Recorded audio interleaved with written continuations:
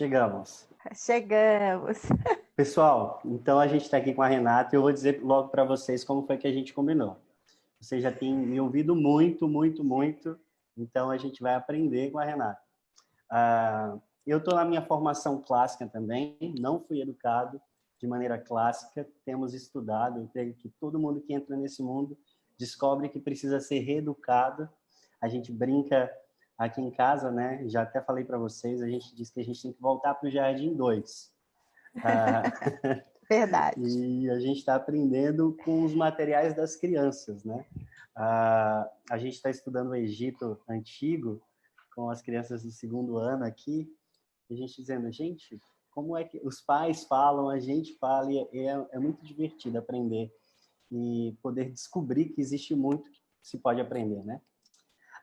Eu fiz um resumozinho aqui, Renata, só para introduzir a ideia da fase da retórica, mas depois eu queria passar para você, certo? Deixa eu apresentar para vocês quem é a Renata.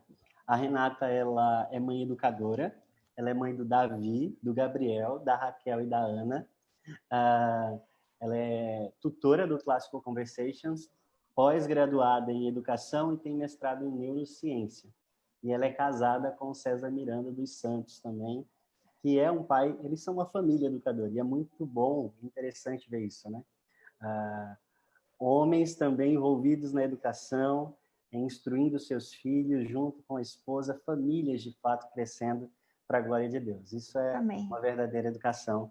E é isso também que me admira muito no trabalho de vocês, naquilo que vocês têm feito. Vocês são uma família envolvida nisso tudo. Mas uma introdução aqui rápida sobre a fase da retórica, para a gente partir para o que o pessoal realmente quer escutar a Renata. A fase da retórica, obviamente, a gente tem sem idade, mas como eu falei para vocês, a minha formação clássica está começando agora, então eu diria que eu estou aí na fase da gramática ainda, né? Ainda estou estudando latim, entendendo mesmo a estrutura da linguagem, mas a ideia proposta pelo casal, né? Como é o nome deles, Nath? Do Trivium. O Blue Dawn. Blue Dawn. Isso.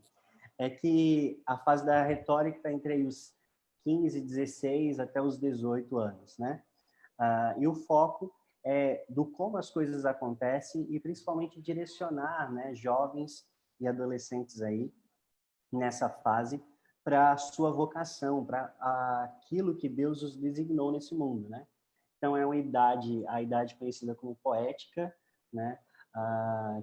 Onde o adolescente, o jovem, ele pode se expressar mais, ele vai começar a se especializar mais dentro das suas individualidades e o conteúdo, o conhecimento é partilhado principalmente através da elaboração de perguntas precisas, onde a iniciativa individual é incentivada, assim como a inovação, e também através de discussões. O principal vocabulário que está sendo desenvolvido é o vocabulário de ideias e valores filosóficos. E aquilo que a gente quer mais desenvolver, né, ou parte daquilo que a gente quer desenvolver, é um julgamento prudente e a expressão eficiente. Eu gosto muito também de pensar nisso da maneira como nós entendemos mesmo, né? A gramática, ela parte dessa primícia da linguagem, do desenvolvimento da linguagem. E quando a gente vai escutar um discurso ou ler um texto, a gente vai precisar passar por essas três vias, tanto de absorver as informações, absorver os dados, como relacionar esses dados na nossa mente para que então a gente expresse uma opinião. Na verdade, né, a própria palavra nos direciona nesse sentido. Nós ouvirmos, sermos prontos para ouvir e tardios para falar, né? Absorvermos o máximo de informação, processarmos essa informação com sabedoria, com entendimento, com paciência e longanimidade, para que possamos expressá-la, então, de maneira correta. E a fase da retórica é essa, é a fase da expressão. Uma expressão e um julgamento correto à luz da palavra de Deus. Mas, Renata, fala para a gente aí... Parece tão desafiador, né? Quando eu estava escutando você aqui, é muito desafiador.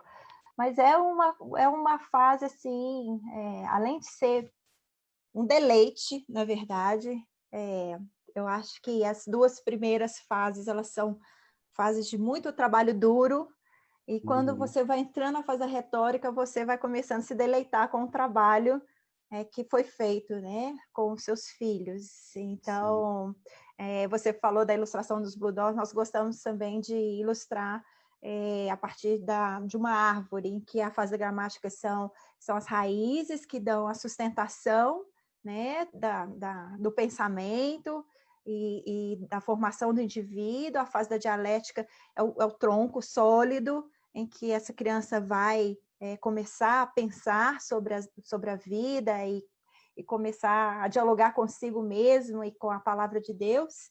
E os frutos que nós comemos e nos deliciamos é a fase da retórica. Então, aqui em casa, para quem não sabe, eu tenho 2 rapazes que estão fazendo 17 anos. A Raquel tem 14 anos e nós temos uma rapinha do Tacho de 2 anos. Legal. E nós fazemos homeschooling há 5 anos dentro da metodologia clássica, então realmente essa fase da retórica nós estamos vivenciando há uns 2 anos e ela tem sido muito boa, maravilhosa. Eu queria iniciar classicamente, eu queria iniciar com uma citação de Aristóteles.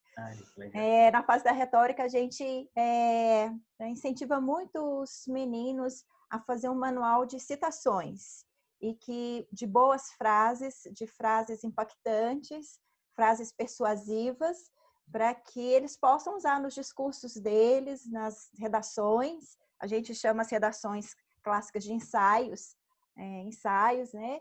Então, é um recurso que nós utilizamos quando nós vamos ter um discurso retórico persuasivo. Então, vejam bem a citação de Aristóteles. É um absurdo que o homem não se envergonha de ser capaz de defender a si mesmo com seus membros, mas não ser capaz de defender a si mesmo com o discurso e razão, quando o discurso é mais distintivo do ser humano que usar os seus próprios membros. Um homem pode conferir grandes benefícios do uso correto do discurso, né, e da razão, infligir grandes injúrias usando-os de forma errada. Então, essa frase de Aristóteles está na obra dele Retórica, é uma frase muito interessante que nos leva a pensar para onde está caminhando a nossa educação, para onde nós estamos, como nós estamos moldando a mente dos nossos filhos, se nós nos contentamos apenas em reproduzir um conhecimento, formatar os nossos filhos dentro de uma caixa, a fim de eles serem absorvidos no mercado de trabalho, ou se nós realmente estamos preocupados com a formação do indivíduo de uma forma integral, de uma forma global, e dentre isso a faceta espiritual, com certeza, entra dentro dessa formação, tornando-os seres realmente críticos, seres que consigam raciocinar, peneirar as coisas que estão por aí e extrair a verdade, né? É o que o Lucas falou, trazer o julgamento correto das coisas. Então, vamos falar um pouquinho então sobre a retórica. A retórica ela passa muito por conversas, e essas conversas têm o fim de extrair a verdade dos assuntos. Então, o que a gente mais faz com os nossos filhos na fase da retórica é conversar. E dentro do desenvolvimento deles, eles começam com uma conversa muito assim limitada, mas depois eles vão do jeito que a gente incentiva, do jeito que a gente pergunta, nós vamos ensinando os nossos filhos a conversar e vamos aprendendo a conversar, porque nós não tivemos isso na nossa formação, né, Lucas? A nossa formação é expositiva. Absorve, absorve, absorve, anota, anota, anota, faz prova. E o expor, né? E absorve para a prova, né? Para a prova. Não é para o raciocínio, não é para aprender. Né? E o lindo da educação clássica é isso. A educação clássica, diferentemente da educação moderna, ela mostra para o estudante que aquele conhecimento que ele está aprendendo vai ser aplicável. Né? Ele vai utilizar desse conhecimento na vida dele, na vida como marido, na vida como funcionário, na vida da igreja, enfim, na vida da sociedade. E a educação moderna, ela faz com que o estudante pense que aquele conhecimento ali não é aplicável, ele não se relaciona com nada, é só para uma prova qualquer, né? Uhum. Então, cria-se uma geração de jovens que, além de não saberem pensar e se expressar adequadamente, acham que o conhecimento é uma coisa banal. São meramente utilitaristas mesmo, né? Exata. Até mesmo na minha escolha de profissão, qual curso eu vou fazer, eu preciso Exato. ganhar bem, né?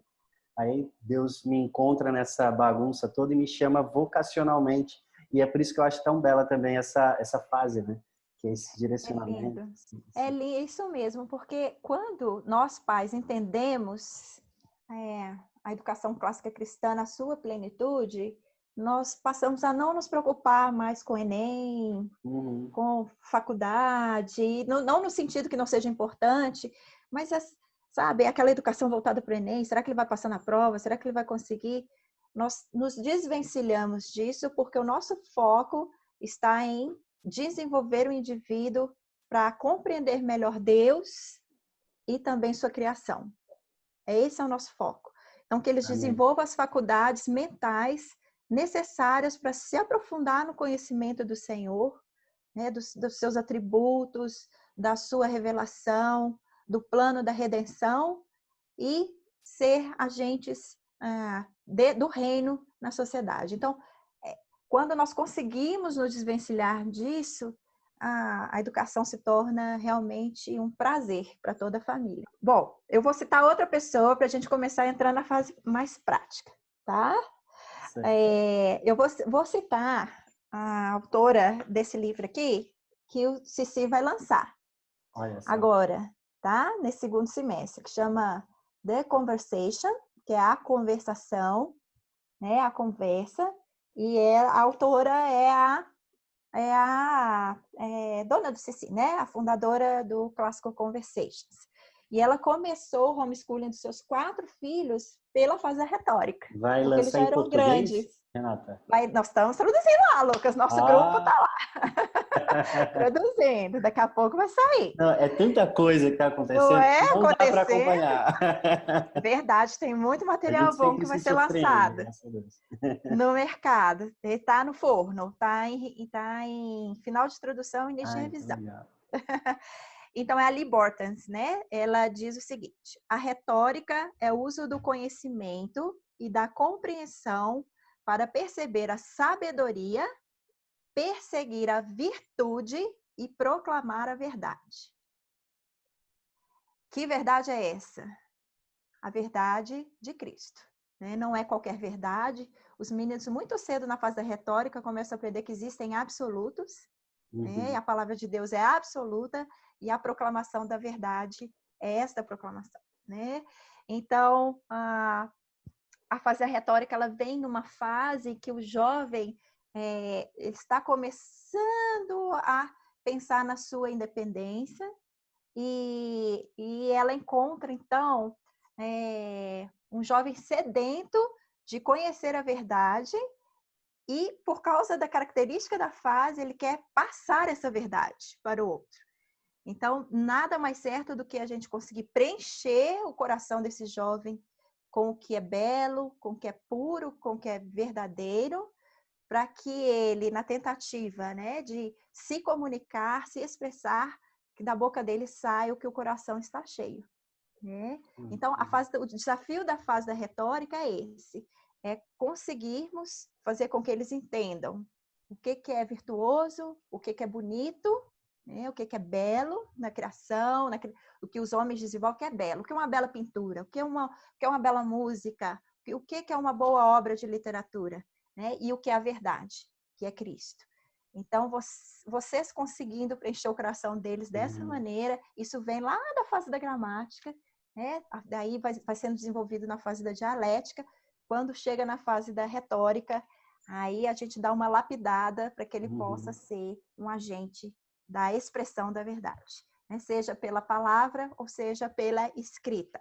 Né? Então, essa idade é uma idade que eles estão assim, já pensando o que eles vão fazer da vida, né? procurando mentores, tanto espirituais, mas também mentores profissionais, para poder olhar e falar, bom, acho que é por aí que eu vou caminhar, quero caminhar com essa pessoa. É uma fase que eles já pretendem, já tem projetos de trabalhar, quem sabe, meio horário, desenvolver projetos que estão na mente deles. Deixa eu ver o que é mais aqui. Eu fico pensando nos meus filhos, né? E é uma idade também em que, se bem trabalhado, nós conseguimos fazer com que eles sirvam as outras pessoas. Então, na igreja, sirvam seus familiares, sirvam a comunidade de alguma forma, porque, como diz a Bíblia, ele tem a força do jovem, né? Então, se trabalharmos de uma maneira plena, esse jovem, então, ele não só usa o intelecto, mas também ele usa a força dele, a energia que ele tem para o serviço, para servir. Sim. Gente, alguma pergunta vai colocando aí, porque senão... Mas eu queria só pontuar algo aqui. O pessoal perguntou o que era Classical Conversation, mas aí você explica um pouquinho depois. Depois eu explico. Fala bastante aí pra gente sobre isso. No final eu explico. Mas você deu uma citação aqui, fez uma frase que eu achei bem interessante, né? Encher a criança com aquilo que é bom, belo e verdadeiro, né? E aí citou o texto bíblico, para que a boca fale do que o coração está cheio. E, de fato, eu nunca tinha relacionado esse texto aqui com a fase da retórica. Mas é interessante a gente pensar isso, né? Na ideia de que aquilo que a gente está plantando é para que em um determinado momento ela coloque para fora, expresse, né? O que é de Deus. Então, é interessante a gente se preocupar e perceber esse detalhe como cristãos para imaginar que tipo de educação está sendo plantada, né, dentro do coração dos nossos filhos. Exatamente. O que é que ele vai colocar para fora, né? Exatamente. Eu estava conversando com os meninos, é uma fase que a gente conversa muito, né? Então, eu estava conversando com os meninos hoje. E eles estavam na aula de inglês, né, deles, online, né? E aí eles têm em torno de 6 colegas. E como é a fase da retórica, às vezes as pessoas que não entendem a metodologia, elas esbarram, né? Então, na classe de inglês tem muito debate, porque é o que o jovem gosta, né? Discutem ideias. E daí ele está falando, mãe, como os meus colegas, eles têm ideologias assim tão distantes, né, da palavra de Deus. Uma colega disse que hoje ela é mulher, mas pode ser que amanhã ela seja homem, né? Então, assim, e aí eu vejo que isso não aconteceu de um dia para o outro. Isso foi plantado no coração dessas crianças, né? Foi alimentado por alguém e também alimentado pela omissão dos pais, né? Em sondar o coração, em ver, né? Enfim, é um trabalho de todo dia. Com certeza. Então, vamos lá. Pode perguntar, Lucas. Não, pode continuar, por favor. Estou aqui anotando. Tá bom. Bom, ao mesmo tempo que nós vamos ensinar a eles a saberem, né, o que é justo, belo e verdadeiro, nós temos que cultivar neles a humildade e a sabedoria. Porque não é assim, é muito tentador eles terem assim acesso a tão excelente coisa, tão excelente conteúdo e se tornarem soberbos. Então, eles devem aprender a humildade e a sabedoria da palavra, né? A sabedoria do mundo, da palavra, para aprender a manejar esse tanto de conteúdo benéfico para a própria alma deles. Você precisa perceber assim, que quem tem filho nessa idade, quando eles encontram um bom material, um bom conteúdo, que eles identificam que aquilo ali vai ser muito importante para a vida deles, eles ficam extremamente animados. E para assim, dar o passo seguinte para a soberba é muito preocupante. Então, nós temos que, ao mesmo tempo que cultivar tudo isso, cultivar toda essa potencialidade dos nossos jovens, nós temos que cultivar a sabedoria do Senhor e também a humildade para poder lidar com as outras pessoas. Essa humildade é na escuta do outro, esperar, se colocar no lugar do outro, né, das ideias do outro, para que ele consiga se comunicar efetivamente, com graça, né, e que a boca deles falem só o que edifica. Né? Porque é um problema dessa geração, a falta de humildade. Todo mundo sabe de tudo, todo mundo é especialista em tudo e todo mundo briga com todo mundo. Eu tenho as respostas que a humanidade não encontrou, né? Exato, e se você diverge de mim, você é o meu inimigo mortal. Te corta do Facebook, você não é mais meu amigo no Facebook. Né? Então, é um desafio para quem tem jovens, isso é um desafio, mas é um conselho que eu dou para vocês. Renata, só uma Oi. observação que não lidar bem com isso, e a gente está falando de jovens, né, que lutam com isso, mas infelizmente a gente vê adultos, né? Adultos que não amadureceram, não passaram para uma fase da maturidade, a estatura perfeita de Cristo Jesus, porque todas essas questões não foram trabalhadas dentro do coração, né? É verdade. E eu sempre falo com os meninos, gente, não é porque vocês dominam o assunto que você sempre tem que opinar, sempre tem que externar, né, o que você sabe. Esperem, escutem, observem. E quando alguém te pedir uma opinião, aí deem, né? Porque o tolo externa seu interior, né? O tempo todo quer mostrar. Então, a sabedoria é essa, em saber escutar e saber, às vezes, quando nem falar, né? Quando nem colocar uma opinião ali no Facebook, ficar em silêncio. Então, a sabedoria também está nisso. Né? Renata, deixa eu fazer uma pergunta aqui dentro, né, dessa questão. Você está trazendo o discurso, o debate, a conversa. Parece que essa é uma linha mestra Sim, certamente. Da retórica.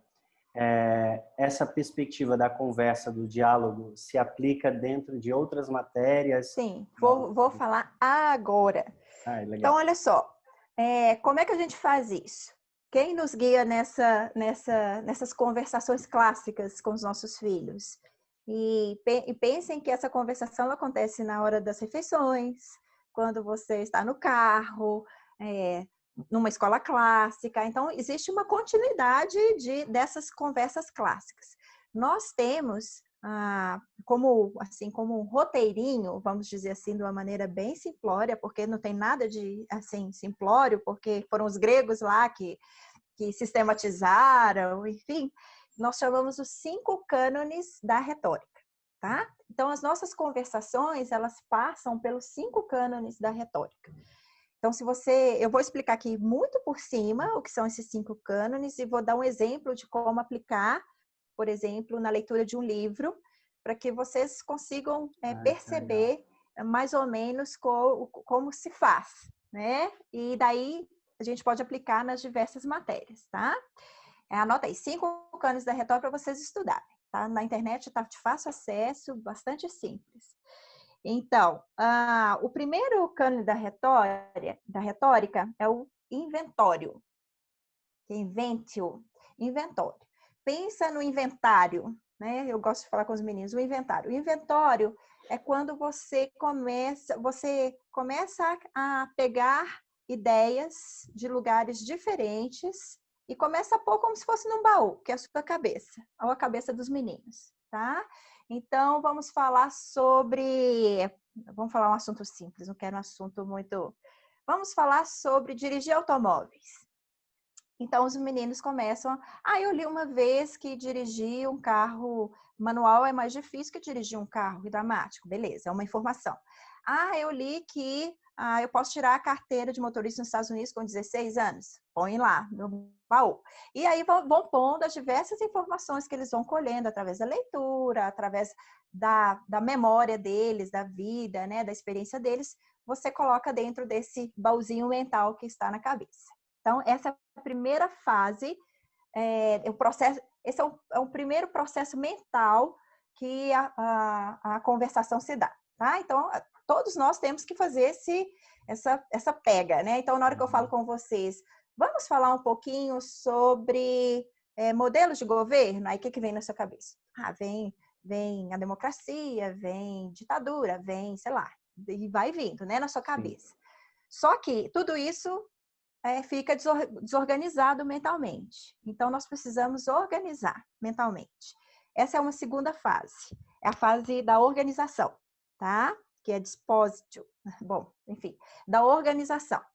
Então, é quando o jovem, através de perguntas que você vai fazendo para ele vai começando a organizar mentalmente, vai agrupando as informações em grupos semelhantes, né? Então, olha, eu vi que aqui no Brasil só pode dirigir com 18, lá nos Estados Unidos com 16, por causa disso, disso, disso. Então, ele pega as informações e agrupa aqui. Ah, eu vi que os carros hidromáticos, carro manual, enfim, pega as informações e agrupa ali. Então, esse é uma organização mental, tá? Por grupos. Então, você faz perguntas, eu já vou exemplificar para vocês entenderem como é, que fazem com que o jovem organizem mentalmente as ideias, tá?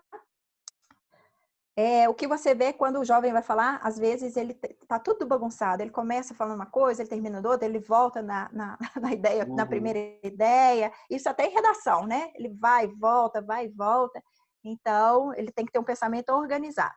Aí depois tem uma fase chamada elocução, em que você adiciona um estilo, né, a esse pensamento.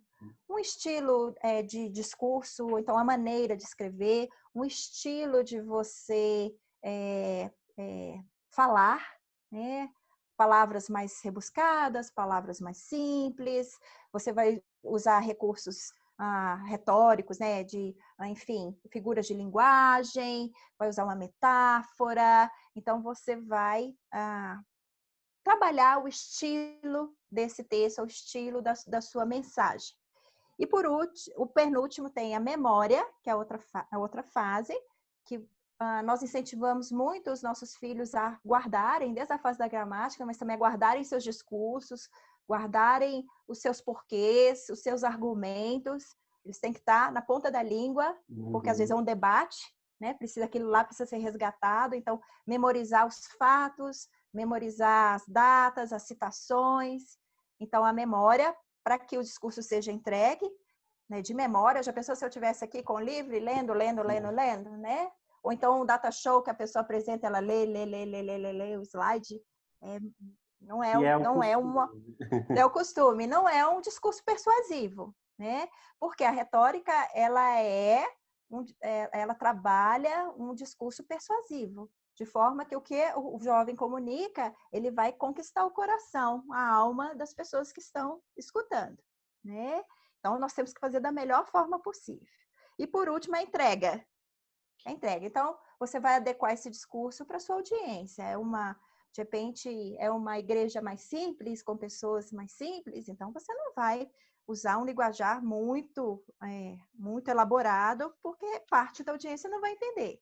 Ao mesmo tempo, é uma audiência acadêmica, você não vai usar palavras do cotidiano, né? Porque você não vai conquistar a sua audiência dessa maneira. Enfim, então são esses 5 passos que nós, através de perguntas, vamos ensinando o jovem a pensar e a se expressar dessa maneira. Então, eu vou exemplificar, tá bom? É difícil assim, rapidinho, né? Mas eu vou exemplificar. Então, olha só. Vamos pegar com a leitura. Porque a leitura é uma das disciplinas, né? Geralmente a gente agrupa a linguagem, né? Na educação clássica, que é leitura, escrita e a exposição né, da leitura e da escrita, né? Que é a parte retórica. Então, olha só, o invention. Vocês lembram que inventário, ele é o baúzinho, né, das informações diversas. Então, vamos supor que ele leu um livro, As Crônicas de Nárnia, tá? Então, depois que ele termina de ler o livro, você vai perguntar para ele assim, qual que é o argumento do autor? A história, né, ela quer trazer o quê? Qual que é o argumento do autor? Na história lá da feiticeira, lá do guarda-roupa, ele quer mostrar o sacrifício de Cristo, né? Então, o jovem vai pensar qual que é o argumento do autor. O que ele vai falar sobre a pecaminosidade do homem, o sacrifício, né? Enfim, aí ele tem que elaborar o argumento do autor, beleza? Aí, organização. Aí você vai perguntar para ele assim, qual é a estrutura do livro? Né? O livro consegue comunicar adequadamente este argumento que você levantou? Uhum. Qual que é o começo do livro? Qual que é o meio do livro? Qual que é o fim do livro? Então, ele tem que saber resumir e te contar. Começo, meio e fim. Quais recursos... não, isso aqui é outro. Então, assim, você pergunta isso para o seu jovem. Depois vem a locução. Então, ele começa assim, você pode perguntar como que ele apresenta esse argumento? Né? Que figuras de linguagem ele usa? Uhum.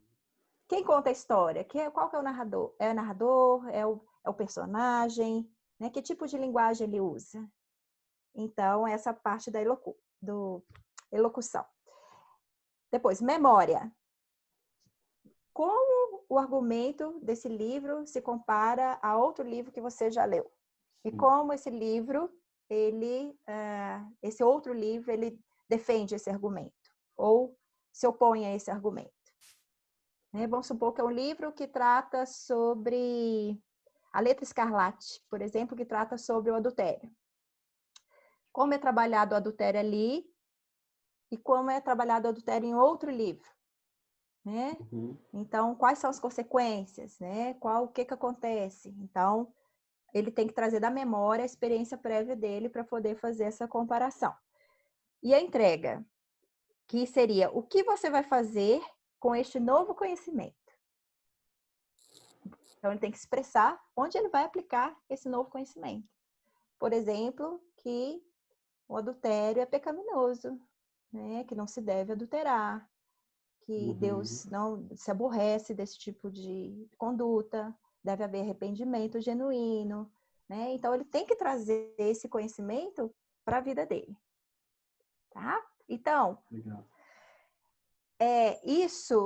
Essas perguntas, elas acontecem, são inúmeras, não são só essas, são inúmeras perguntas que você vai apresentando para o jovem nas principais disciplinas que nós estudamos. Além disso, nós temos uma maneira de ajudá-los a organizar as ideias, que também ela é clássica, em que a gente pede, por exemplo, para ele definir termos, que é muito importante, definir termos. Extremamente importante. Não é? Definir termos. Aí, a gente pede para comparar termos pelas semelhanças e pelas diferenças. Aí, nós pedimos para relacionar esse termo, causa e consequência, por exemplo. Depois nós pedimos para eles darem a circunstância, ou seja, quando isso aconteceu, o que está acontecendo no mundo ou no local. E também nós pedimos autoridade, ou seja, o que a palavra de Deus diz ou o que os especialistas dizem. Então, essas duas nuances, né, de modo de pensar, nós incutimos nos nossos filhos, ao ponto de o tempo todo eles estarem fazendo esse processo mental o tempo todo, escutando um sermão, lendo a Bíblia, vendo um filme. Então, eles desenvolvem a criticidade baseada na palavra de Deus, em cima disso daí. Muita coisa, hein, que eu falei. Sim. Mas como isso se prepara, né? Estudando mesmo história da igreja, não é um assunto que eu tenho me aprofundado, né? Tenho profundidade para falar. Tenho estudado bastante, me formado, como falei, mas como é precioso olhar a história da igreja e ver como essas ferramentas ajudaram no desenvolvimento do reino de Deus. Eu estava estudando essa semana, Renata, a história de Lutero, né? Estudando Lutero mesmo e vendo a questão das teses, né? Principalmente, eu estudava as teses filosóficas, porque ele primeiro combateu, poucas pessoas sabem que antes das 95 teses lá escritas, ele também escreveu 97 combatendo a escolástica, né? E quando eu estava estudando e tentando procurar, né, esses manuscritos que foi algo também que eu aprendi com a educação clássica, buscar fontes primárias e descobrir o tamanho dessas teses e a maneira como ela se desenvolvia e como ele fez isso me deixou muito surpreso, né? Porque na minha mente, né, mesmo dentro da igreja, você perceba, né, como a educação moderna também tomou conta da igreja. E quando eu pensava em 95 teses de Lutero, eu pensava que ele tinha feito uma lista O de tópico reclamações, um tópico de e compras. justamente e martelado lá na porta, né? E aí quando você começa a estudar a educação clássica, que foi a formação de Lutero, de como ele desenvolveu lógica, retórica, né? E como ele aplicou isso para a expansão do reino de Deus, ali nas 95 teses, a gente percebe a grandeza da obra, né? Porque ele teve que primeiro apresentar a opinião contrária dele, depois ele tinha que apresentar autoridades que corroboravam com ele, depois que ele apresentou as autoridades lá nas teses, ele apresentou a opinião dele, o que ele pensava, o argumento dele, por fim, ele saiu destruindo, né, cada um dos argumentos contrários ao pensamento dele. Sendo que isso é uma tese. Então, ele escreveu 95 Fantástico, né? monografias, né? 97, né, no caso da Escolástica, que era o que eu estava vendo. Monografias, praticamente. Que dificuldade nós temos hoje, né, para fazer isso? E você Verdade. falando aí, estava vindo à minha mente justamente isso. É Estamos verdade, formando Lucas. futuros luteros aí, né? Não Se adultos Deus quiser, revolucionários que postam no Facebook uma lista de coisas que ficaram insatisfeitos. não é? Exatamente. Então, é muito lindo mesmo. Então, quando a gente fala que a fada retórica do deleite, é porque nós vamos aprendendo muito, né, no processo, como pais. E a educação clássica, todo mundo gosta de falar, realmente, ela redime 2 gerações, a deles e a nossa. É verdade. E daí, o Lucas, o pessoal quer saber, geralmente quer saber o que é que nós estudamos, né? Certo. Quase assim, de modo prático, o que é que nós estudamos. Então, nós estudamos basicamente. Gente, o nosso currículo caminha um pouquinho diferente do MEC, quase. Um pouco assim. Na verdade, sim, existem coisas, né, importantes, mas o que vocês têm que entender é o seguinte: a educação clássica, ela prioriza um core, um corpo de conhecimento, que não é o conhecimento global de tudo, saber tudo um pouco, mas ela escolhe aquele conhecimento necessário, né, para o Fundamentais, né? indivíduo, Estrutura. essenciais, exatamente fundamentais, e aprofunda aquele conhecimento. Então, nós não preocupamos com o mosquito que vai na cabeça da cobra que está lá na Amazônia, mas nós nos preocupamos, né, com outras coisas que são mais importantes, que são ferramentas importantes para desenvolver habilidades e competências nos nossos filhos, ok? Então, por exemplo, nós temos discurso e debate. Então, os meninos estudam na fase da dialética a lógica, né, a tradicional, lógica formal, e daí há uma continuidade desse estudo da lógica até a lógica avançada. Nós estudamos a lógica aristotélica, estudamos a lógica informal também, as falácias, e de forma que eles consigam se estruturar para poder fazer um debate adequado. Eu só fui descobrir o que é o debate adequado depois que eu entrei para a educação clássica. Porque o que nós temos aí na sociedade, nem de longe,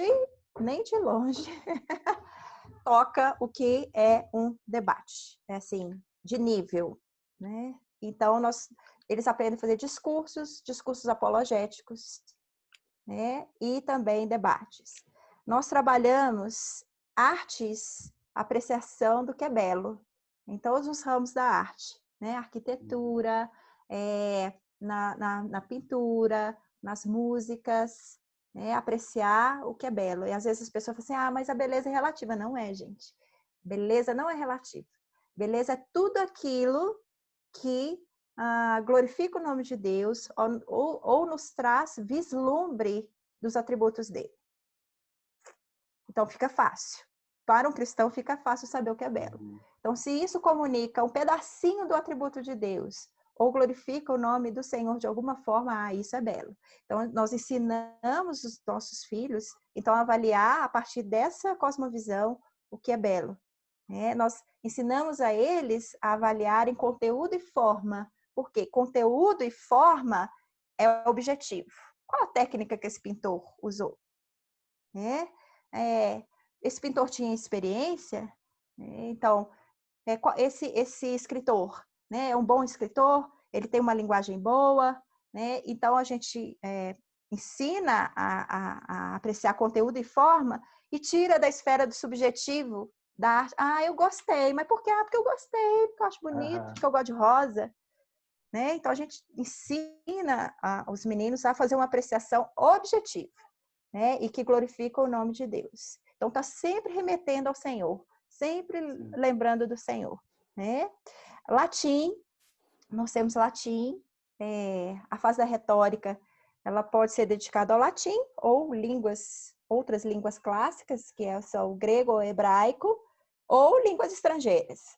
Isso daí é da opção. Existe uma linha que acha que o latim era o inglês da época, onde as pessoas tinham um alcance maior do conhecimento, né, através do latim, e hoje é o inglês.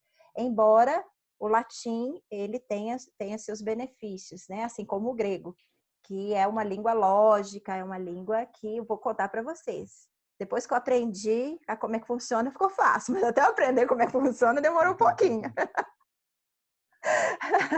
O funcionamento não significa que eu sei falar latim, não.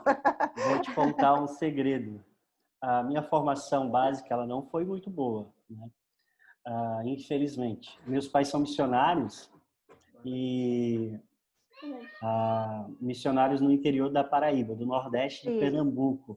Então, a formação, a escolaridade lá não era lá essas coisas. Obviamente que pela graça de Deus a gente avançou.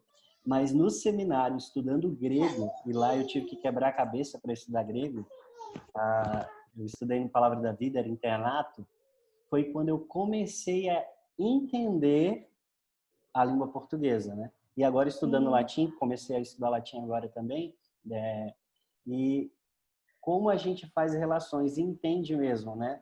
A razão da linguagem, estrutura de linguagem. E tem coisas, por exemplo, que o grego comunica, a estrutura dele comunica, que a gente diz, nossa, mas isso aqui devia ter no português. Porque... Verdade, verdade. É muito desafiante, mas não é impossível. Sim. É um pouquinho de dedicação e agora nós estamos tendo bons materiais de latim, Sim. né? Então, aulas online que explicam, então não tenham medo.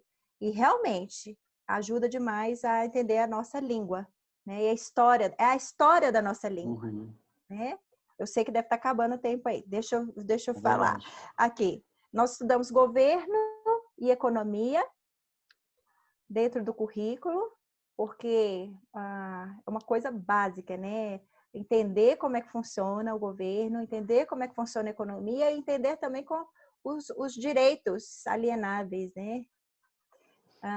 Do indivíduo, né?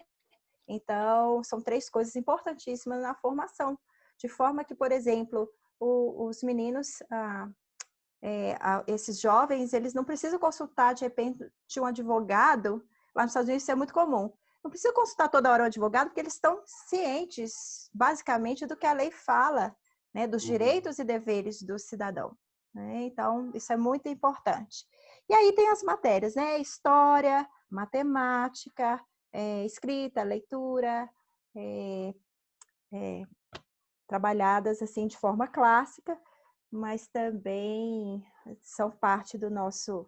E as ciências, lógico, e as ciências. Sim. Renata, tem umas perguntas aqui, a gente já está terminando. Será que eu vou saber responder? Sabe, sim, com certeza. Ó, a primeira pergunta é o que é CC? Bom, gente, CC é um currículo para quem faz homeschooling, educação domiciliar. É um currículo clássico cristão. Nós temos aí a nossa página, digita aí www.classicoconversations.com.br. Classical Conversations. É um currículo que já está sendo adaptado e traduzido para o português. Então, dá uma olhadinha lá na página. Nós temos todos os canais, Instagram, YouTube, Facebook. Então, dá uma pesquisadinha aí. O que eu acho legal do clássico é que são comunidades, né? Isso é muito precioso. Exato. Então, os pais, eles aplicam o currículo na semana e nós nos reunimos uma vez por semana em comunidade e existe essa parte do tutoramento, né? Então, eu tenho, por exemplo, eu sou tutora dos jovens de 15 a 17 anos e aí nós passamos o dia inteiro conversando sobre temas, né? Nas diversas áreas. Legal. Outra pergunta. Quais as idades das fases? Gramática, lógica e retórica. Olha só, uma coisa que eu gostaria de ressaltar antes de falar a idade, rapidamente, é que quando você adquire um novo conhecimento, você, como o Lucas falou, você entra na fase da gramática mesmo tendo 40 anos de idade. Uhum. Então, você aprender piano com 40 anos de idade, você vai precisar saber qual teclinha é dó, qual teclinha é ré, o pedal e assim por diante. E aí você vai se desenvolvendo no conhecimento, tá? E outra coisa é que mesmo tendo as 3 fases, essas fases, as fases, né, que não são as fases mais proeminentes, elas acontecem. Então, uma criança que está de 5 anos, que está no auge da fase da gramática, ela, quando ela comunica aquilo que ela aprendeu, ela está usando do recurso retórico. Né? Ou então, para fazer o recurso retórico, ela está usando o recurso lógico. Tá? E, lógico, em níveis diferentes, mas isso acontece em todas as fases. Então, as 3 fases acontecem em todas as fases. Renata, só que existe... Perdão. Oi. Pode terminar, Oi. pode concluir. Existe uma proeminência em cada uma das fases. Então, gramática, geralmente... Gramática vai... Tá acabando? Gramática vai até mais ou menos 9 anos, mais ou menos. A dialética vai de 10 até uns 14, 15 anos e a retórica daí para frente. Legal. É interessante, eu sempre friso aqui com as professoras, né? Que as fases, elas são a maneira como se aprende, né? É um processo de aprendizagem. Por isso que a gente fala das ferramentas perdidas, né? É verdade. Dos fundamentos, você precisa relacionar os fatos e você precisa expressar algo, produzir diante daquilo que você recebeu, né? Exatamente. É como o cérebro aprende, viu, gente? Os gregos já sabiam, sem ressonância magnética, já sabia como é que funcionava. Aliás, não eram os gregos.